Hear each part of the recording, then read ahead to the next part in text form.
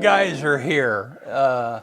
Devin and Zach, yeah, hey, thanks for joining us this morning. Yeah. And like I said earlier, I didn't think you were going to be available for the show on Thursday, and so we had talked about pre-recording this, and we were trying to back and forth and trying to figure out how to do that, and then the other day after giving you, just the last thing was like, well, hey, is there any chance you guys are available on Thursday morning? So, yeah. We're here. I don't blame them for not wanting to get up. Yeah. That had to have been part of the reason why they wanted to pre-record. They cut the party short last night a little bit, Not as chipper as we might be later in the day. Right. Well, and you see, they're kind of at the level that I haven't had direct access to them. They're like embassies that I've been talking to. So Handlers. Handlers. You had to, got a lot of layers. You have to wipe out the gatekeepers to get to them. Yeah. A lot of suits in the way. Yeah.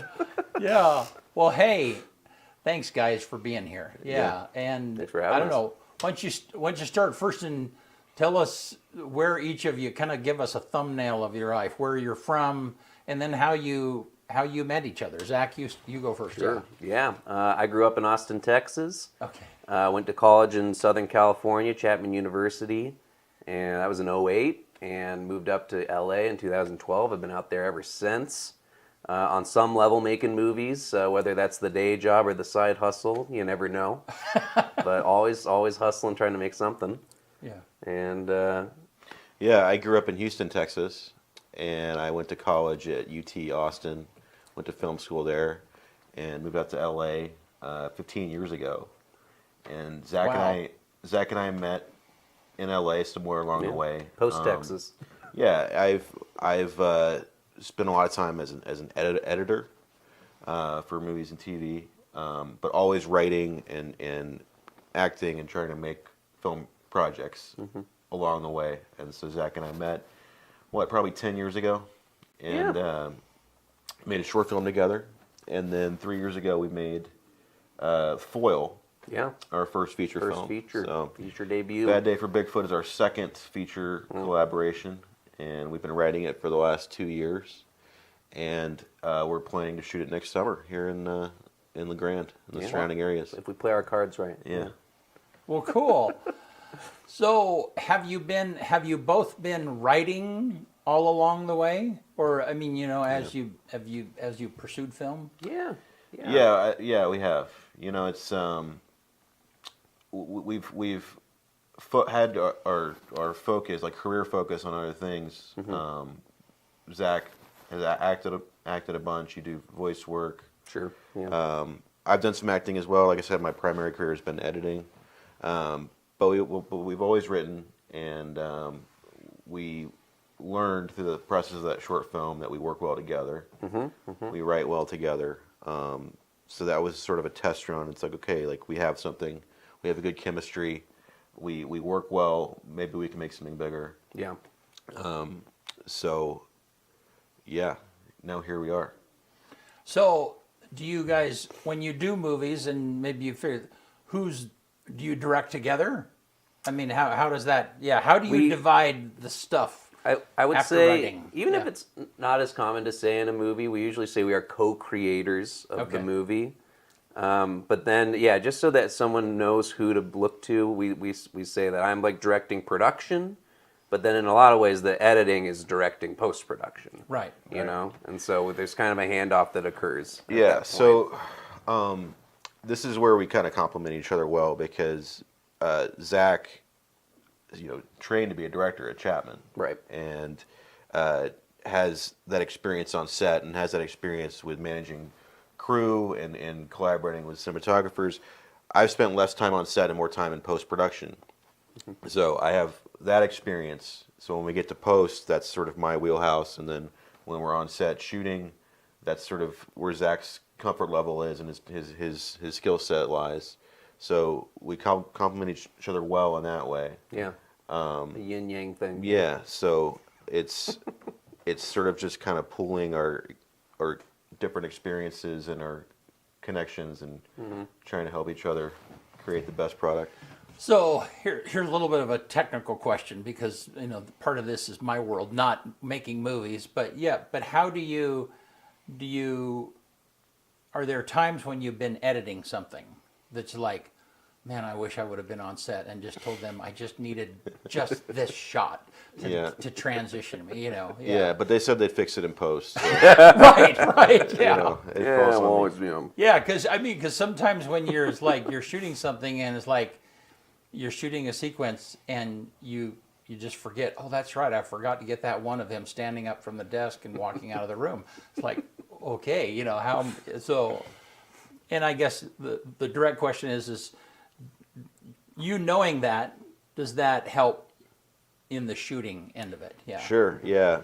I think on set it's complicated because in Foil we acted in the film as well. So we're wearing a lot of different hats. It can be hard to kind of keep perspective about what's going on. But I do try to keep looking at things through the editing lens to see like, okay, what we might need. But I really defer to Zach on set because one, I think he's a great leader. He has just that quality to inspire people, inspire crew to do their best work and feel good about what they're doing, and also just managing what's going on and getting what we need. Like, he's great at that. So I really stay out of the way. If anything, I talk to the actors a little more. Sure. Yeah. You might get an actor who really wants to get philosophical, and I think I have a little more time for that than Zach does, because I like that stuff.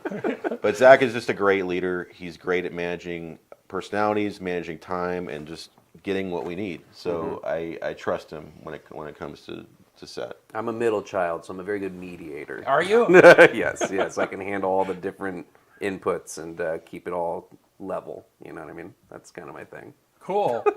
How have you guys found, backing up just a little bit, have you guys found, both of you being from Texas, kind of a tie that you, Totally. I think that was... But you didn't know each other in Texas, though. No. Okay. We had a mutual friend that once he learned we were both from Texas, and he was like, that kind of explains their kind of laid back, like, demeanor, and he set us up on a mandate, and we were like, hey man, we gel, we got the same vibe here, which, I think especially when you're a transplant over to LA or wherever, right, you're kind of looking for that familiarity. So we clicked very fast in that way.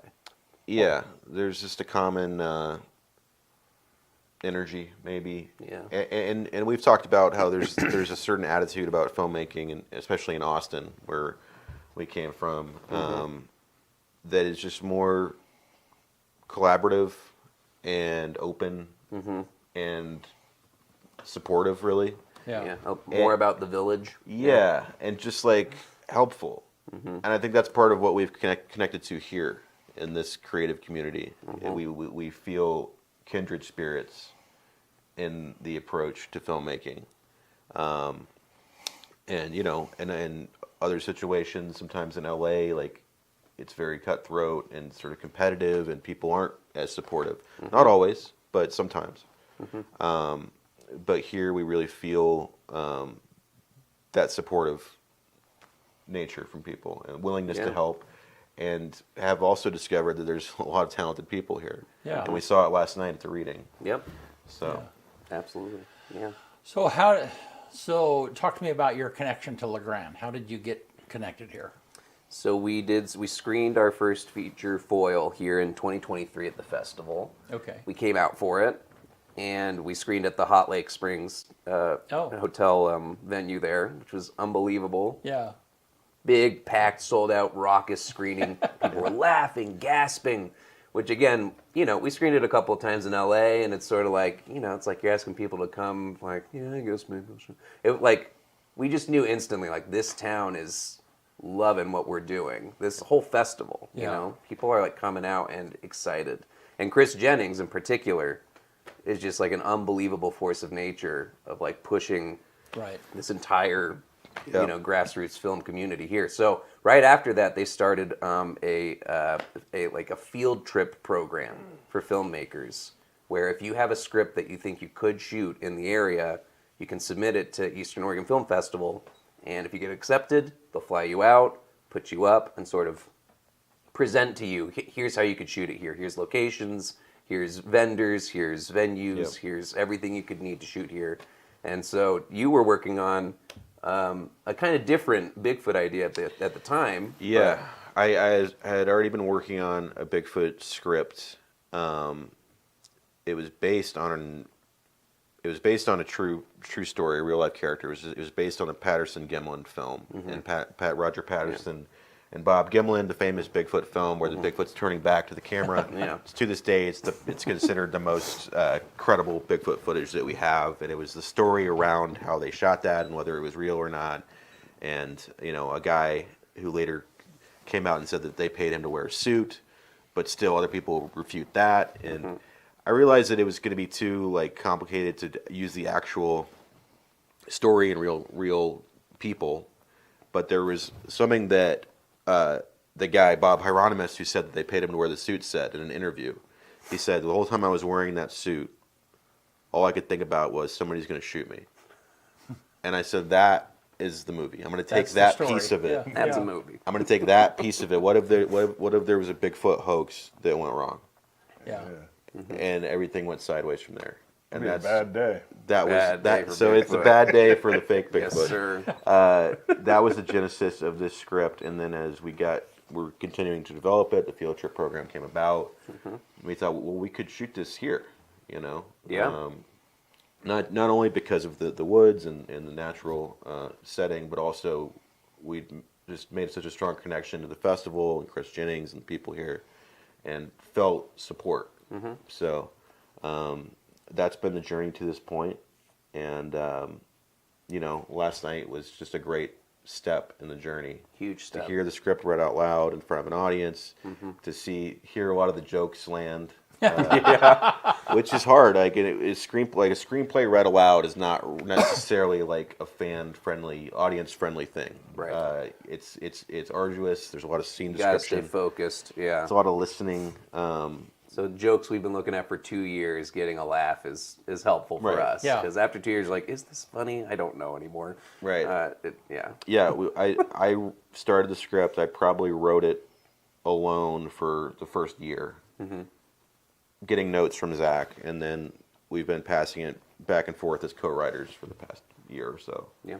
So, and it's been a much we only wrote foil for maybe 10 months. Yeah. And then we shot before it. we got out there. Yeah. So this has been a longer process, and hopefully will yield a better script. And more time to mold Yeah. the clay. Yeah. Well, and that reading aloud last night was the first time I'd ever seen that either. I happened to be recording the audio for the video that was taken. Yeah. And that was the first time I had ever seen that. In fact, I took a few pictures. Let's show them. So that's Rika from Rika. and this is she's the actual great. set. And so stop right there for a second, Bennett. Yeah. So then as you guys change scenes, there's a narrator over on the far side, and she's reading all of the Stage direction. all of the stuff. details, all the stage direction. That's right. And so then, whenever there was a new scene, a new set, what do you call that? New scene? Yeah. Then that was represented by the slide on the background. So, and anyhow, go ahead and through there. There's you dudes Oh, look thinking at about us. it. Yeah, and Deep in thought. Locked in. yeah, and there were several people that came in. Yep. No, that was. I mean, I'm sure that was like a super unique experience for you. Yeah. And I mean, probably fulfilling, wasn't it? I mean, Oh, absolutely. Yeah.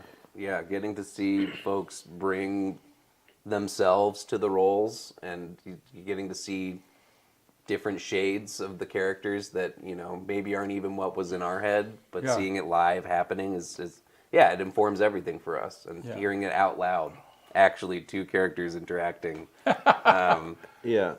I mean, usually the first time you hear the script out loud, it's pretty painful, and you realize, like, oh my gosh, we need to rewrite so many things.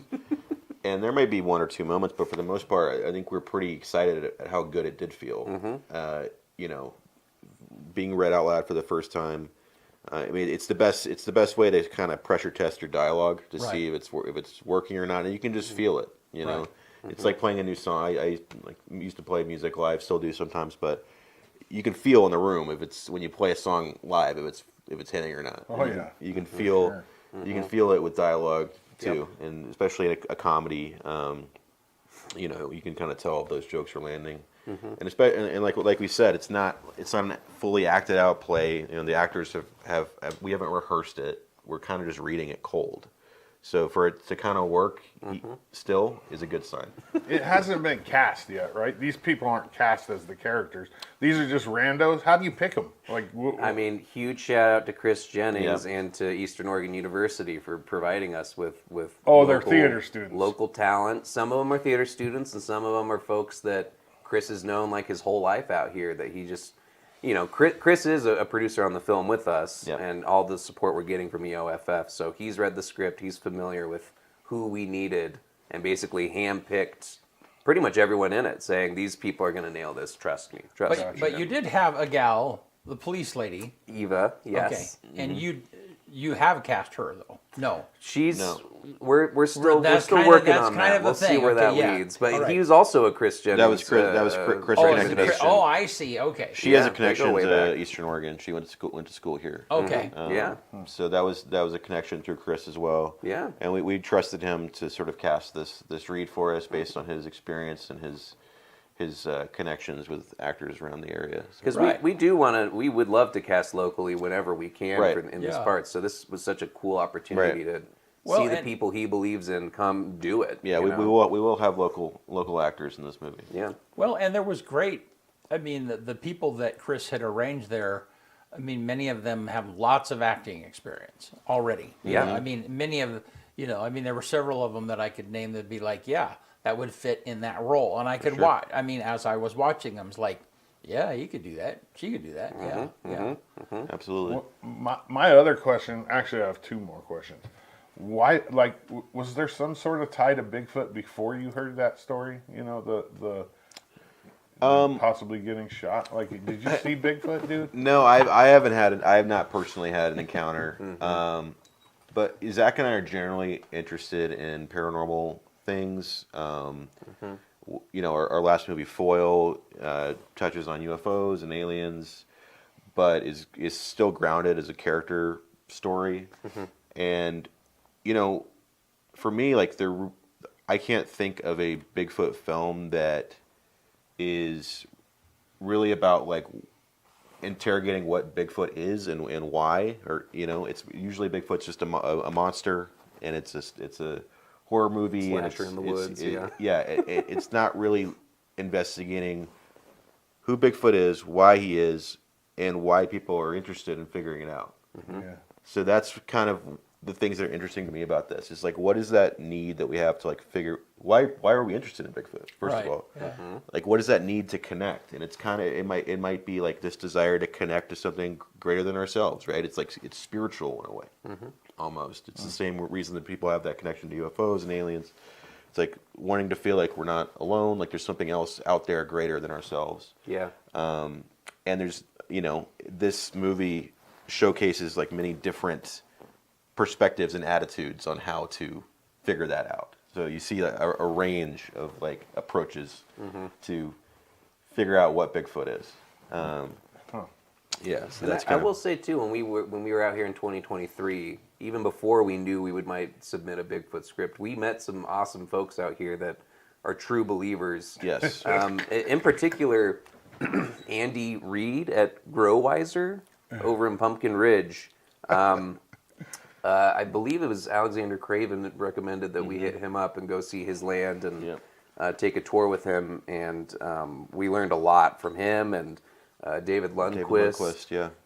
Another big Bigfoot guy.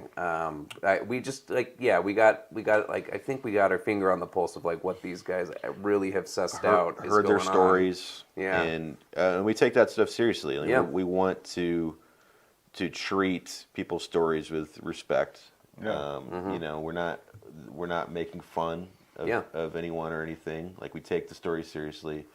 We want to take an honest look at how people view this subject. Totally. Wait, do you believe in Bigfoot?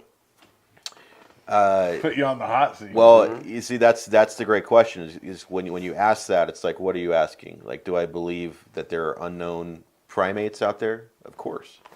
Do I believe that Bigfoot is an interdimensional time traveler? I don't know if I would go that far. But the thing is, there's a whole spectrum of what it could be. The minimum is like, oh, it's just an ape that we don't know about, and that's like not a big deal for most people probably. The extreme is the other thing that I said. And it's like, Yeah. so when you ask that, it's like you could be asking a lot of things, you know. Right. But I certainly believe there's things out there that we haven't classified. Yeah. You know, if you ask the same question about a colossal squid 100 years Right. ago, Right. same thing. You know, now We're finding found 'em. unknown things all the time. Yeah, in the ocean and Yeah, you never know. Well, cool. Did you guys ever think that this would be the topic of? I mean, you know, kind of when you look at it objectively, there are times it's like, we're making a Bigfoot movie. I mean, Yeah. does that ever like run across your brain? It seemed kind of like a no-brainer, actually. Yeah. After our sci-fi buddy UFO movie in the desert, right. it's sort of, you know, We've entered the sci-fi genre. yeah.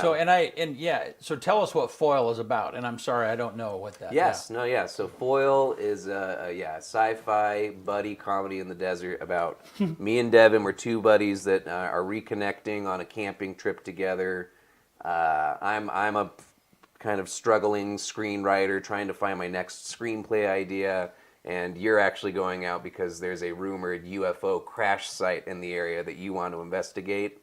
And we come across an interesting local that claims to have wreckage from that crash site, and kind of chaos ensues. You believe it's real, I believe it's fake, and there may or may not be real UFO alien hijinks kind of intertwined. But it's called I might need Foil. to watch it now. It's on Prime Video. Probably Prime laugh. Video, Yeah. Tubi, Tubi, yeah. Apple. Yeah, it's out there. You can watch it.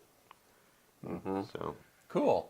So tell us, what is Bad Day for Bigfoot about? If you were kind of somebody were asking you, what is that? Quick elevator pitch. Yeah. I would say it's about a Bigfoot hoax gone terribly awry via a hunter shooting the hoaxer in the Bigfoot suit, and a leaked tape of the incident getting to the authorities, and that leading to a kind of chaotic cat and mouse confusion in the woods between the investigators, the hoaxers, locals, and a mysterious otherworldly force in the woods, locally known as the switch flip, that defies explanation. And whether or not that's connected to a real Sasquatch, the story will. right. What starts as a manhunt for a guy in a Bigfoot suit turns into a supernatural setting where there may actually be something real out there that nobody had accounted for. So, Yeah. And that part during the reading was a little hard to catch. Yeah. Because you're listening to the description, the narrator is reading what people are actually seeing. The thing you're only, if you're in the audience, the only thing you're really experiencing is people reading the dialogue. And so there was a lot of, from the perspective of the VHS camera for the, and you're, and so visually, I could get myself there, kind of, yeah. For somebody who was not visual, it'd be really hard to catch on. Yeah, it's hard. It's hard to just like we said, to hear a screenplay. Yeah. Like screenplays are meant to be watched. Right, yeah. So especially this one, where there's different formats, different perspectives. When we have the same actor playing different roles. Yeah. It's definitely, there's definitely challenges to seeing that live and following along. But I think we're pleased at how well people did. That they did track it, yeah. Yeah. So Are there times where you've had to adjust your writing because it's like, man, I don't think we have the money to do that on screen. Yeah, we learned that. That was a lesson for us on Foil. It's like when you write, Rex falls into a giant hole, you have to figure out how to shoot that. Right. Like, how are we going to get a giant hole? Yeah. Are we going to dig it? Dig that hole. Visual effects, like when you write something, it means you have to shoot it. Right. And Just that one sentence on the page And can be a whole visualize it. day. Yeah, right. And, yeah. Figuring that and out that was out there. when we came out here in June to do Location Scout, and we looked at places all over, like woods locations, bars, cabins and stuff. and when you get into a space and you're like, we might actually shoot here, that's really helpful because then you have the space in your mind, and that can change how you write something, or you can adjust based on that. Right, yeah. Knowing what the actual space is. So, LeGrand fits the Bigfoot genre Right. area. Yeah. You know, we see a lot of perfectly. Bigfoot stickers around, and Pacific we know people are excited. Northwest is like known for Bigfoot, and it's kind of like, you know, it's a rural hillbilly town. You know what I mean? It's like perfect. Yeah, We agree. we agree. Yeah. this is So- perfect. With I that, get you why can you- donate to our movie at Yeah, man. Yeah. Yeah, well, so then that was going to be my next question is like, so you've written, you have all the, so how do you pay for this? How do you, yeah. No, that's kind of where we're at right now. Yeah. Is we start looking for investors and contributions, and ideally we attach an interesting name to the project a little early here that might bring people in that are even outside of our sphere of folks we'd reach out to. But I think it's also important too, and Chris Jennings has helped a lot here, helping set up the Eastern Oregon Filmmakers Support Fund. There's like a direct way to donate to the film if you believe in it. Yeah, where is that? Do you know the link? You can go to baddayforbigfoot.com, and there's a donate page on there that will lead you to the support fund. Yep. But we're also looking for equity investors for folks that happen to have like a deeper pocket. We're also looking for sponsorships. In a lot of ways, we want to follow in the breakup season footsteps where, we have Rafi Jacobs who produced that film, producing this film with us. And we kind of want to follow that playbook of making sure that, every dollar we're spending on this movie is in a way infusing into the community in terms of the lodging and in terms of catering and meals for everybody coming in to shoot this thing and rentals and hardware stores and, It's going to be a predominantly Oregon cast and crew. Yeah. We will, probably bring some people from LA or elsewhere, but this is going to be majority Oregon production. Yeah. And we spoke it with the OU a little bit when we came out in June, and it sounds like maybe there's a way to set up getting students involved too. Like we even if folks are green and are looking for production experience, like we want those people too. Like we want. Yeah, you can reach out to us, baddayforbigfoot@gmail.com. Follow us on socials. I just followed you. Yeah. Beautiful. Nice. Yeah. Well, so did you connect? Nelson is the one who wrote me and said, "Hey, Yes. and he's the one that originally connected us. How has he been helpful for you guys in this process?" Hugely. Incredible help. Yeah. Such a great guy, like really talented. Not only really talented filmmaker, but has been so generous with like sharing his knowledge that he gleaned from making a film here and his connections. And like Zach said, Rafi Jacobs, the producer on that film, has come on board with us to produce this, along with Chris Jennings. And Nelson's been an incredible resource for us and a huge ally. So. Yeah. No, generous is a great word of describing him, just because he's just kind and approachable and down to earth, and he's generous with the information that he gives. Yes. Yeah. Some people might find something out here like I can make movies out here, and this is all just for me. Only I know. Right, how to-" yeah. He wants to spread the gospel, man, which is Right. great. He's Yeah. given us the whole playbook, and that's so valuable. Can't say enough about Nelson. So, what's beyond this? Are you guys already starting to think about some stuff out there? We got a couple other buns in the oven. Yeah, we do. Yeah, we write other scripts. We have other things that are on our radar, but for the next year, we're focused on this. Yeah. So primarily, we're hoping to shoot in June, probably next year. Yeah. Probably a 3-week shoot. So, and then post-production after that. So, that's our focus. We have other things that we're working on. We're always writing other scripts, but right now we're in Bigfoot mode. Yeah. Is there an actual Bigfoot in the movie? Or does Well- that give away too much? Dodds, you're gonna have to watch the film. Yeah, gonna have to watch and find out. Maybe I was going to cast for Bigfoot.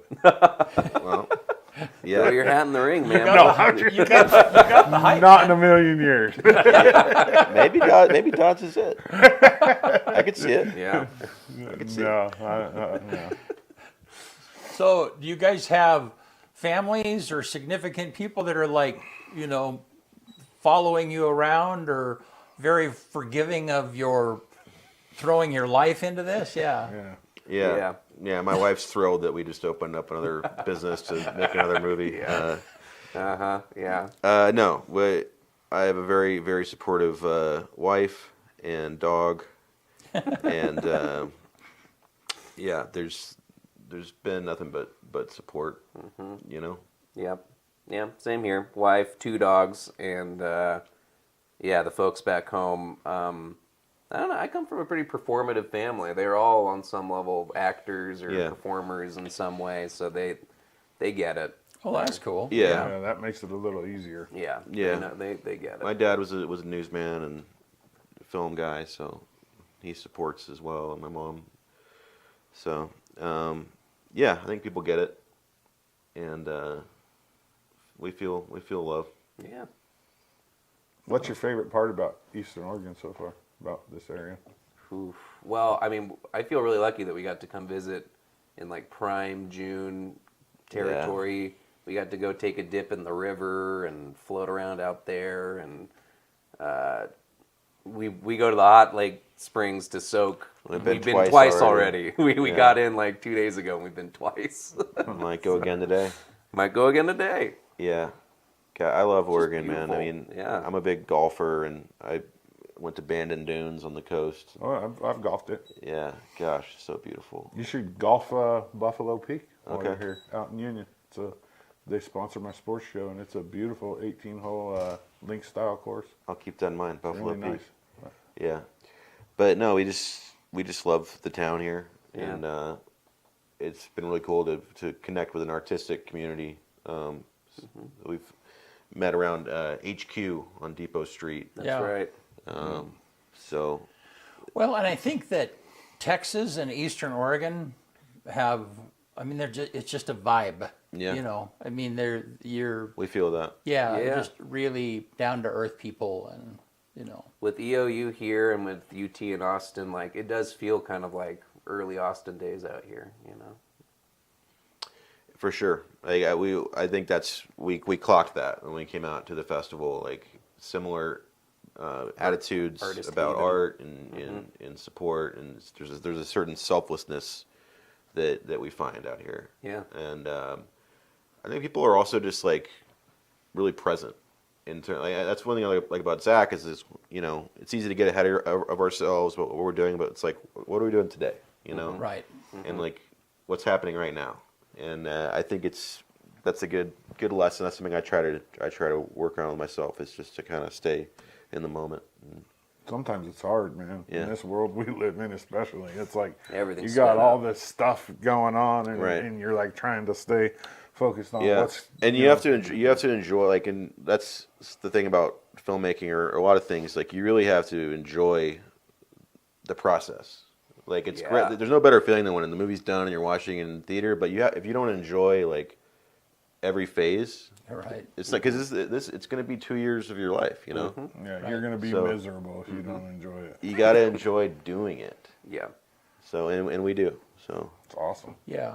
If you're calculating your hourly wage, on something like this, it's Right. it's like, oh man, this is the wrong thing No, for me no, to be no, doing. no, Yeah. no. Yeah. A lot of pro bono hours. Yeah. going into, Yeah. Yeah. I it's- made 7 cents an hour on this movie. right. yeah. Yeah.